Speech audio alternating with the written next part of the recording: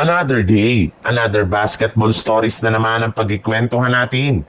At ngayon nga, yung pag-uusapan natin ang balitang trade ng Los Angeles Lakers kay Lauri Markkanen at ang balitang pagkuha pa ng Golden State Warriors kay Ben Simmons. Kamakailan lamang nga ay kumalat sa social media ang balita na interesado nga daw ang Los Angeles Lakers sa pagkuha sa trade kay Lauri Markkanen mula sa Utah Jazz matapos itong magkaroon ng magandang performance sa mga laro ng Finland sa Eurobasket.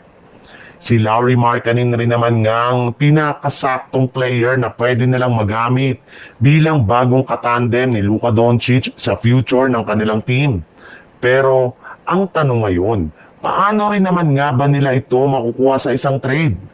Ayon nga sa isang NBA analyst, meron na rin naman nga daw pong inilabas ngayon na isang trade proposal na maaaring pagdiskusyonan at pag-usapan ng front office ng Los Angeles Lakers at Utah Jazz sa mga susunod na araw. Bali dito nga ay kakailanganin ng Lakers na isakripisyo ang kanilang mga players na sina Austin Reeves, Gabe Vincent, Maxi Kleber at isang future first round pick na ibibigay nila sa Utah Jazz para lamang makuha si Lauri Markkanen sa lalong madaling panahon ngayong offseason.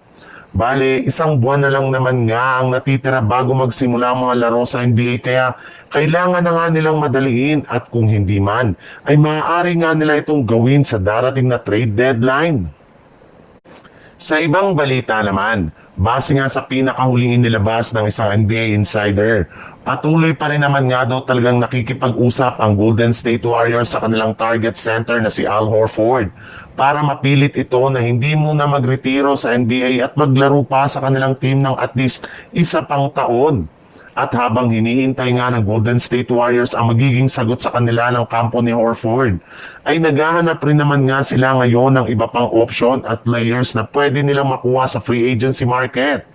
At isa nga sa mga nabanggit ditong manlalaro ay si Ben Simmons na nananatili pa ring unrestricted free agent matapos hindi na i-renew pa ng Los Angeles Clippers ang kanyang kontrata ngayong offseason. Bagamat man nga maliit na kontrata na lamang ang kinuha nito ngayon, iilang mga team na lang naman nga ang nagkaka-interes sa pagkuha sa kanyang serbisyo. Pero sa kabila nga niyan, ay malaki pa rin nga ang maitutulong nito sa mga teams na naghahanap ng mga small ball big man kagaya na lang ng Golden State Warriors. Kung sakali man nga na makuha nila ito, ay mapapakinabangan nila siya ng gusto sa tuwing gagamit sila ng small ball rotation kung saan ilalagay nila ito bilang kanilang sentro.